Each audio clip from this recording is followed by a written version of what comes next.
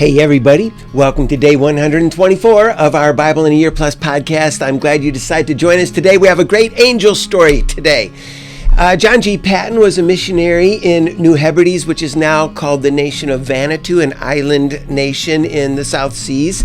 And from 1858 until 1862, he and his wife on the island of Tanna were in almost constant danger because the people there were indeed cannibals. As a matter of fact, almost as soon as they arrived, they saw a skirmish, an intertribal skirmish that resulted in 5 people being killed and eaten. And so they were in constant danger. As a matter of fact, again, in 1862, he was running for his life as they were hunting him down to kill him. And it just so happens that just then a British ship pulled into the harbor, and then all the tribesmen ran off and left him alone, and he was rescued. So he's in great danger many, many times. On one particular night, he and his wife were at the mission station, their little house in their outbuildings, and their house was completely surrounded by tribesmen who were going to kill them. And of course, they prayed, and they were astonished to see a short while later that the tribesmen just walked off.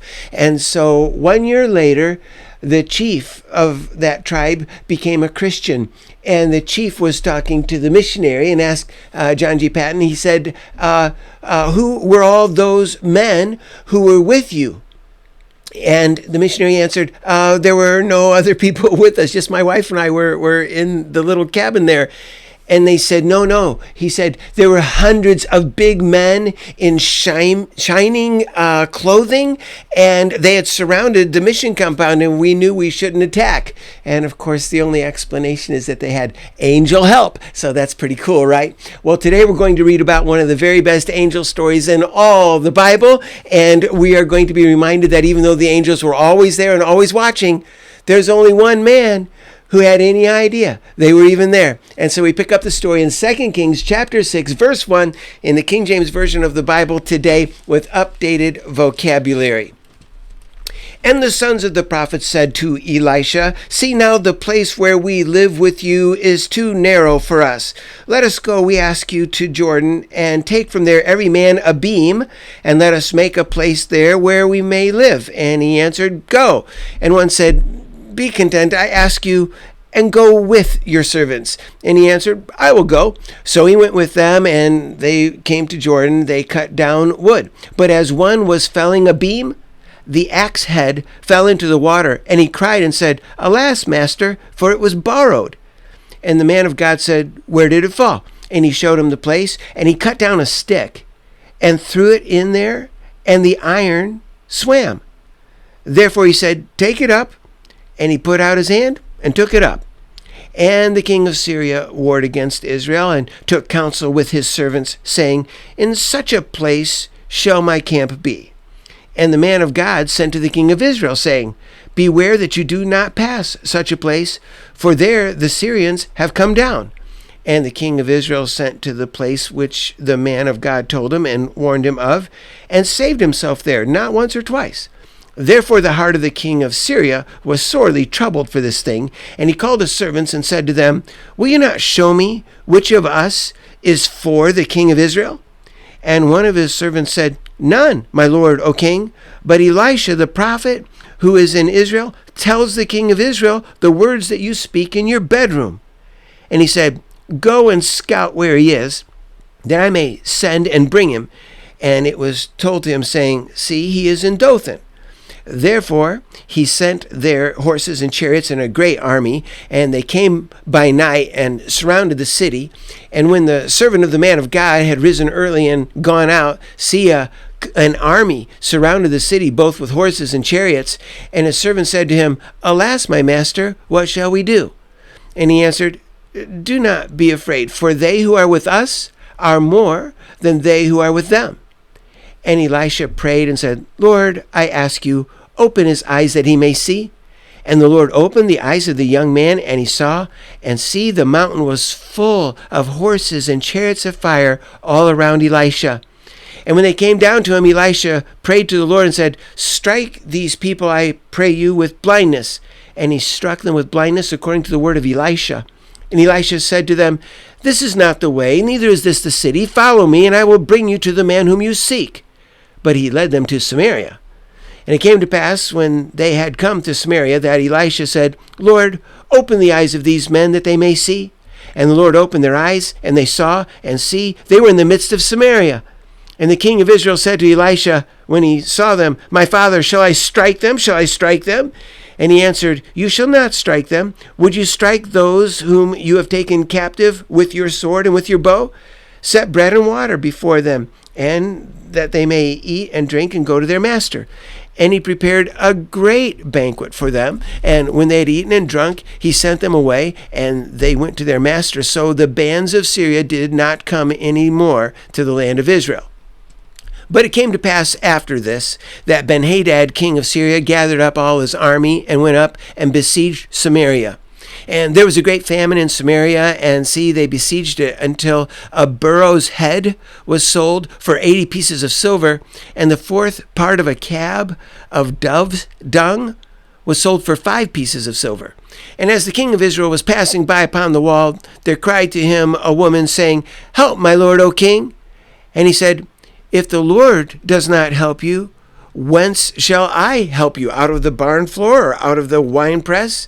And the king said to her, What troubles you? And she answered, This woman said to me, Give your son, that we may eat him today, and we will eat my son tomorrow. So we boiled my son and ate him. And I said to her on the next day, Give your son, that we may eat him. And she has hid her son. And it came to pass, when the king heard the words of the woman, that he tore his clothes, and he passed by upon the wall, and people looked, and see, he had sackcloth undergarments upon his flesh. Then he said, God do so and more also to me, if the head of Elisha the son of Shaphat shall stand on him today. But Elisha sat in his house, and the elders sat with him, and the king sent a man from before him. But before the messenger came to him, he said to the elders, Do you see how this son of a murderer has sent to take away my head? Look, when the messenger comes, shut the door, and hold him firm at the door. Is not the sound of his master's feet behind him? And while he yet talked with them, see, the messenger came down to him. And the king said, See, this evil is of the Lord.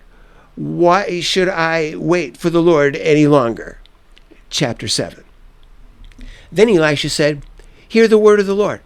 Thus declares the Lord, Tomorrow, about this time, a measure of fine flour shall be sold for a shekel, and 2 measures of barley for a shekel in the gate of Samaria. Then a captain, on whose hand the king leaned, answered the man of God and said, See, if the Lord would make windows in heaven, might this thing be possible? And he said, See, you shall see it with your eyes, but you shall not eat from it. And there were 4 leprous men at the entering in of the gate, and they said to one another, Why do we sit here until we die? If we say, We will enter into the city, then the famine is in the city, and we shall die there. And if we still sit here, we die also. Now therefore come, and let us fall unto the army of the Syrians. If they save us alive, we shall live. And if they kill us, we shall but die. And they rose up in the twilight to go into the camp of the Syrians. And when they had come to the furthermost part of the camp of Syria, see, there was nobody there. For the Lord had made the army of the Syrians to hear a noise of chariots and a noise of horses, even the noise of a great army. And they said to one another, See, the king of Israel has hired against us the kings of the Hittites and the kings of the Egyptians to come upon us. So they rose up and fled in the twilight, and left their tents and their horses and their burrows, even the camp as it was, and fled for their life. And when these lepers came to the furthermost part of the camp, they went into one tent, and they ate and drank, and carried from there silver and gold and clothing, and went and hid it, and came again and entered another tent, and carried from there also, and went and hid it. Then they said to one another, We do not do what is right. This day is a day of good news, and we hold our peace. If we wait till the morning light, some mischief will come upon us. Now therefore come, that we may go and tell the king's household. So they came and called to the gatekeeper of the city, and they told him, saying, We came to the camp of the Syrians, and see, there was no man there, neither voice of man, but horses tied and burrows tied, and the tents as they were. And he called to the gatekeepers, and they told it to the king's house inside. And the king rose up in the night and said to his servants, I will now show you what the Syrians have done to us. They know that we are hungry. Therefore, they have gone out of the camp to hide themselves in the field, saying, when they come out of the city, we'll catch them alive and get into the city. And one of the servants answered and said, let some take, I ask you, 5 of the horses that remain, which are left in the city. See, they are as all the multitude of Israel and are left in it. See, I say, they are even as all the multitude of Israels that are consumed. Let us send and see. They took therefore 2 chariot horses, and the king sent after the host of the Syrians, saying, go and see. And they went after them unto Jordan, and see, all the way was full of clothing and vessels which the Syrians threw away in their hurry. And the messengers returned and told the king. And the people went out and plundered the tents of the Syrians. So a measure of fine flour was sold for a shekel, and 2 measures of barley for a shekel, according to the word of the Lord. And the king appointed the captain, on whose hand he leaned, to have the charge of the gate. And the people trampled upon him in the gate, and he died, as the man of God had said, who spoke when the king came down to him. And it came to pass, as the man of God had spoken to the king, saying, 2 measures of barley for a shekel, and a measure of fine flour for a shekel, shall be tomorrow about this time in the gate of Samaria. And that captain answered the man of God and said, now see, if the Lord should make the windows in heaven open, might such a thing be possible? And he said, see, you shall see it with your eyes, but not eat of it. And so it fell out to him, for the people trampled upon him in the gate, and he died. Chapter 8. Then Elisha spoke to the woman whose son he had restored to life, saying, rise up, you go and your household, and travel wherever you can travel, for the Lord has called for a famine, and it shall come upon the land 7 years. And the woman rose up and did after the saying of the man of God, and she went with her household and traveled in the land of the Philistines 7 years. And it came to pass at the end of 7 years that the woman returned out of the land of the Philistines, and she went forth to cry to the king for her house and for her land. And the king talked with Gehazi, the servant of the man of God, saying, tell me, I ask you, all the great things that Elisha has done. And it came to pass, as he was telling the king how he had restored a dead body to life, that, see, the woman whose son he had restored to life cried to the king for her house and for her land. And Gehazi said, my lord, O king, this is the woman, and this is her son, whom Elisha restored to life. And when the king asked the woman, she told him. So the king appointed to her a certain officer, saying, restore to her all that was hers, and all the produce of the field since the day that she left the land, even until now.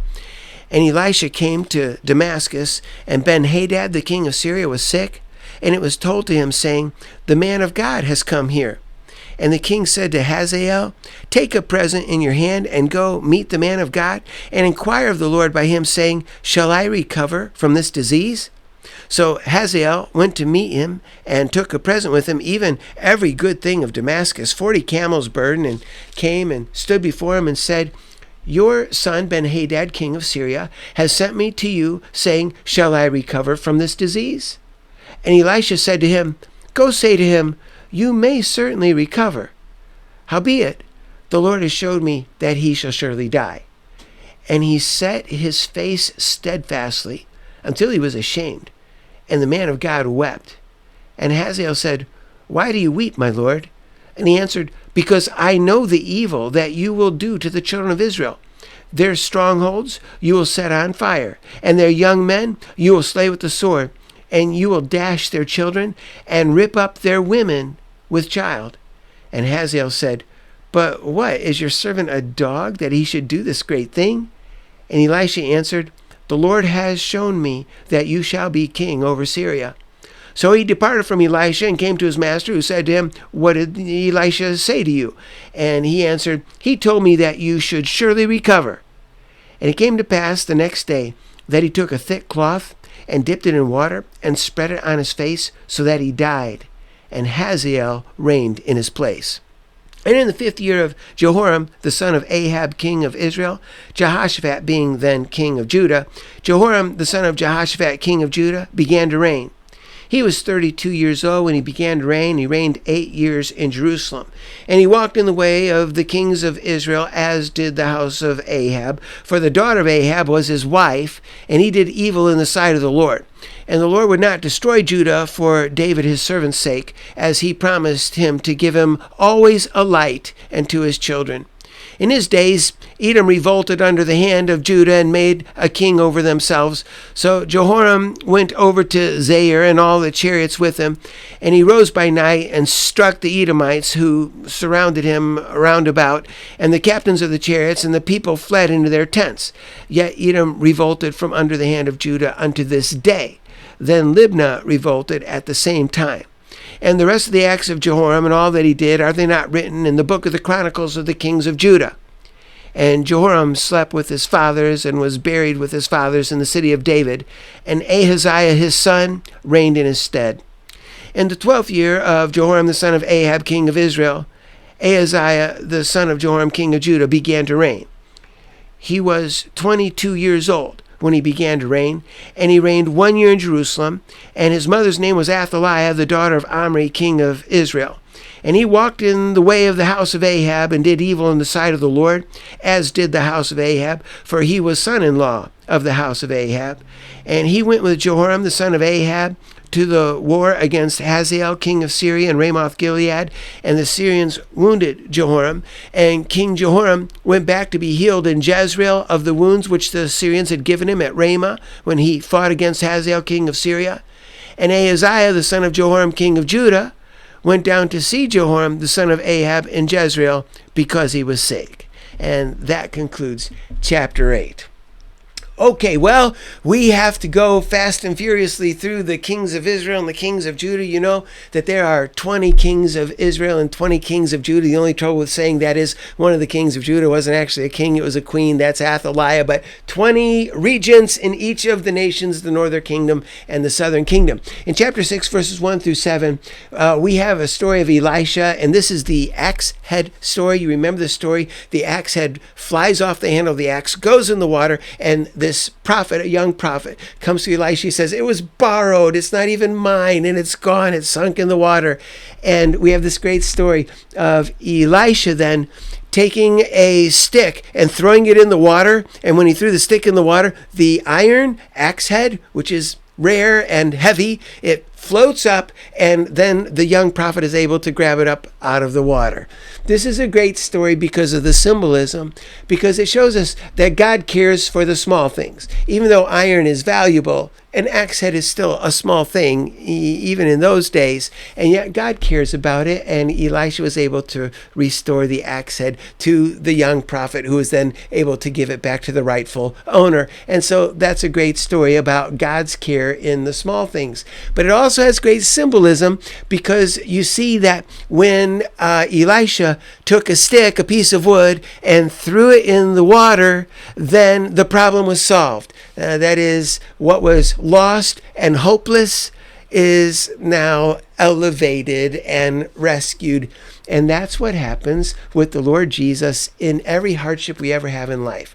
We take the cross of Christ, and now we have a happy ending. You throw the cross of Christ into every circumstance, and we are all elevated and rescued. And what was lost and hopeless is now a happy ending. So there's great symbolism there. And you remember that that is very much like when Moses cast a tree into the bitter water and it became sweet. Once you add Christ in the mix of life, you have a happy ending, and it's all good. In chapter 6, verses 8 through 12, we have Elisha working as an intelligence agent for the king of Israel. So the king of Syria says, "I'm going to attack the king of Israel here." And Elisha says, "Don't go there," to the king of Israel. "Don't go there, because the king of Syria is going to attack you." And eventually it comes back to the king of Syria that Elisha is helping the king of Israel escape from his hand. So the king of Syria says, "Well, let's go capture him." So the king of Syria sends horses and chariots and a great army to capture Elisha.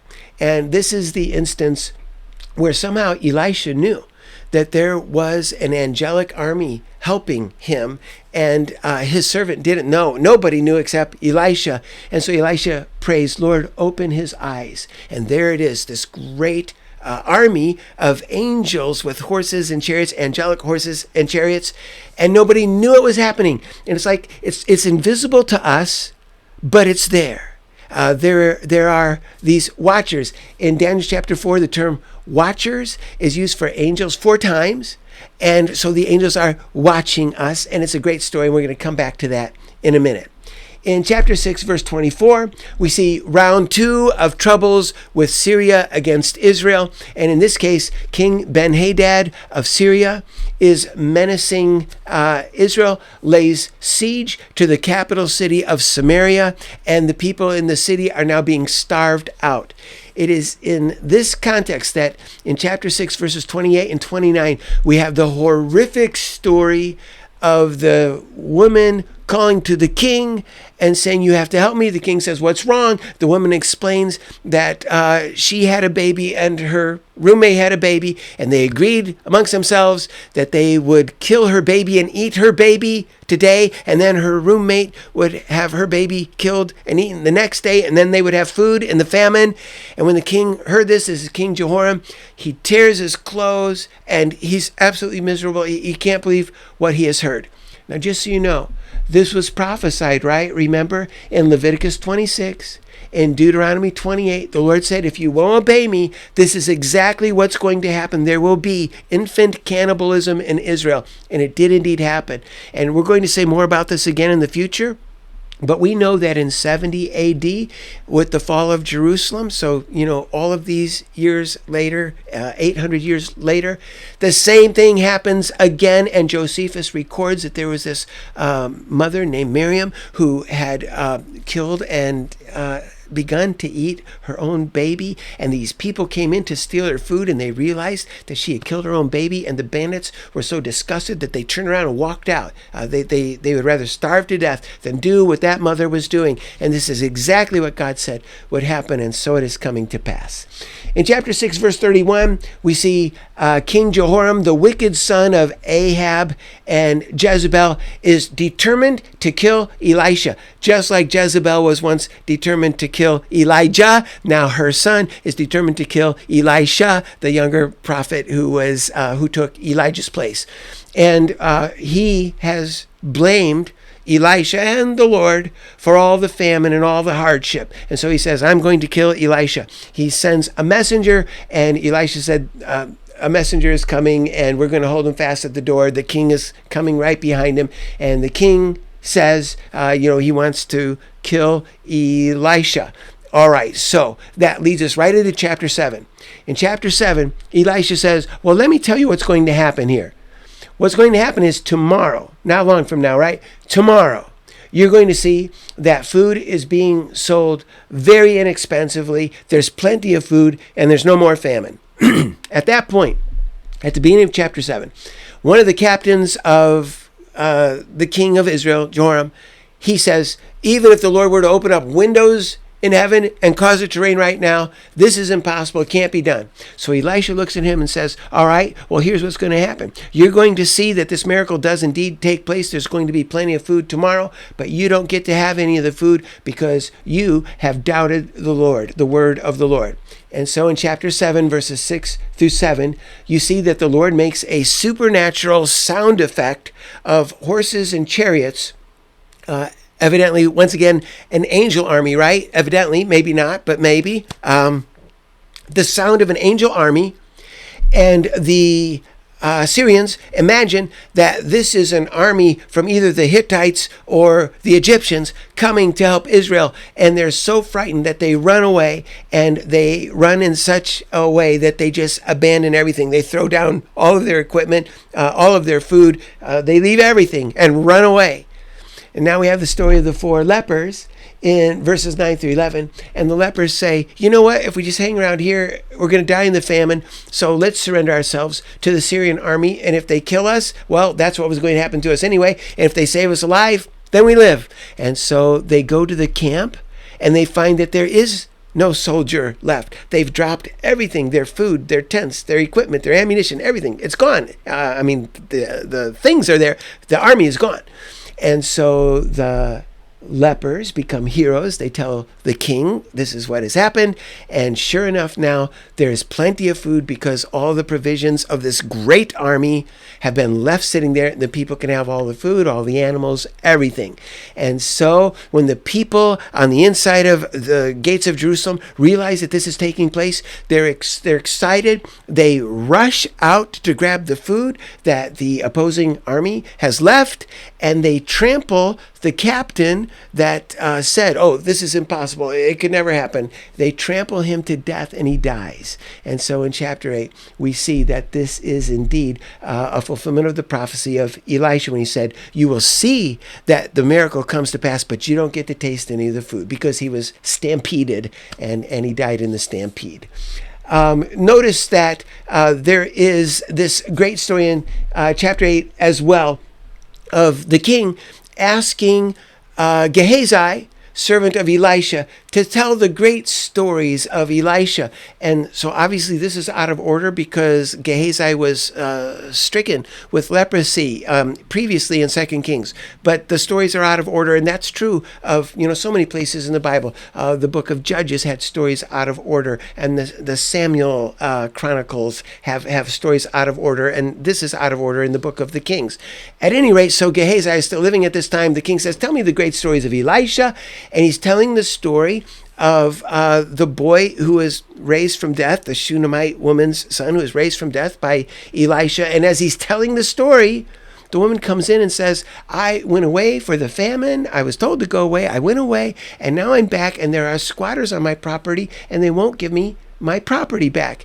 And so while Gehazi is telling the king this story, the woman walks in and says, this is the woman. This is her son who was raised from death. And again, you see the orchestration of God, and the Lord is orchestrating your life like that right now too. So don't be afraid. And then in chapter 8, verse 7, we have the king of Syria dying. Ben-Hadad has so much respect for Elisha the prophet that he asks his servant Hazael to go and ask Elisha if he will survive his illness. So Hazael goes there. You might remember that when Elijah was at the cave of Mount Sinai, he was told to do 3 anointings. One anointing was to anoint Hazael to be king of Syria. Well, this is Hazael now acting as messenger for the king of Syria, Ben-Hadad, and Elisha just stares at him. And he stares at him so long and so intently that Hazael is embarrassed. He's ashamed. He looks down. And then Elisha just starts crying. He's weeping. And Hazael says, why are you weeping? And Elisha says, because I know how horrible you're going to be. I know what you're going to do to my Israelite brothers when you become king. And he says, I know that you're going to kill even the children, and you are going to cut open the bellies of pregnant women so that you can expose their babies and kill them. And the cruelty, I know. And so he's just weeping. And Hazael said, I would never do a thing like that. And Elisha says, you will too, and you're going to be king in Syria. So Hazael goes back to Syria, and the king, Ben-Hadad, says, so what did Elisha say? Will I recover? And Hazael says, yes. Elisha says, you will recover. But that night, Hazael soaks a cloth in water and uses it to suffocate the king, and then Hazael becomes king in his place in the nation of Syria. And so that's the gruesome story of Hazael's assassination of the king. And then he, of course, becomes king. In chapter 8, verses 16 through 24, we have the failed 8-year reign of Jehoram in Judah. Jehoram was good King Jehoshaphat's son, but as good as Jehoshaphat was, Jehoram was just evil. Part of that is Jehoshaphat's fault, right? Because Jehoshaphat is the one who brokered the marriage between his son Jehoram and Athaliah, a pagan princess. And so he's the one who caused part of the problem with Jehoram. At any rate, we have a good dad and a bad son, as sometimes happens. In chapter 8, verses 25 through 29, we have Ahaziah reigning in the place of Jehoram in the nation of Judah. And just notice it says he was 22 years old when he began to reign. When you're reading in 2 Chronicles 22, verse 2, it says he was 42 years old. You say, well, why does one say 22 and one says 42? And we'll say more about this in the future, but in 2 Chronicles, we think that the verse is just awkwardly worded, and it means that there has been altogether 42 years since the start of the wicked family Omri, who had Ahab, and Ahab's daughter Athaliah marries Jehoram. Jehoram and Athaliah have now Ahaziah, and we think that whole history is being summarized in the 2 Chronicles text, and it's just awkwardly summarized. So we think that's what's going on there. This Ahaziah, son of Jehoram, son of Jehoshaphat in Judah, is a different one than an Ahaziah we read about previously, who died when he fell through the balcony lattice rail. Remember, that was the king up north. This is the king down south, and there is about 10 years in between them. So I know it's confusing, but this Ahaziah is going to be killed by Jehu during Jehu's purge. And so, yes, what's so odd here is we have two Ahaziahs, one up north, one down south, and we have two Jehorams, one up north and one down south. And believe it or not, they are all kin to Ahab and Jezebel. So it's so confusing sometimes, but hang in there. All right, so what should be our great life lesson in all of this study of the kings today? We want to go back to this idea of Elisha's servant having no idea that there is this angel army protecting them. And Elisha knows, he says, the ones who are around us are more than the army of the Syrians. We're going to be okay. And I love that, again, because the angels are called watchers in the Bible.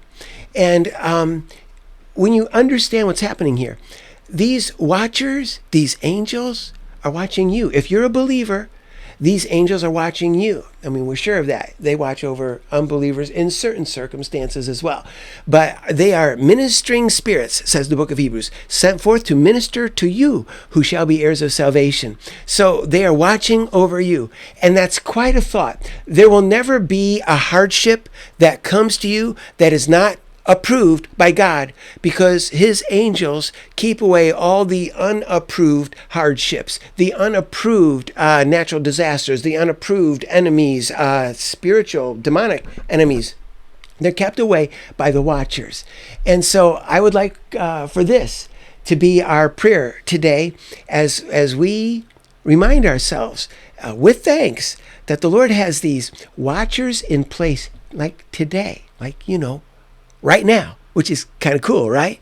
And they're always watching over us. And no unapproved hardships will come to us today. So how about if we thank the Lord for that? I hope you'll pray in your heart as I pray out loud, okay? Father God, we thank you so much that there's this invisible army of your angel servants who are sent forth to encourage us and protect us. And Lord, the knowledge that we have that no unapproved hardships will come to us today. And I'm sure that we all have hardships today, but no unapproved hardships will come to us today. Only those things that you orchestrate for our best good. And Lord, we thank you so much for the protectors, for the encouragers, and we thank you in Jesus' name. Amen. Well, okay, God bless you. Thank you for joining me today for day 124 of our Bible in a Year Plus podcast. And I sure hope I get to see you again tomorrow. Bye-bye for now.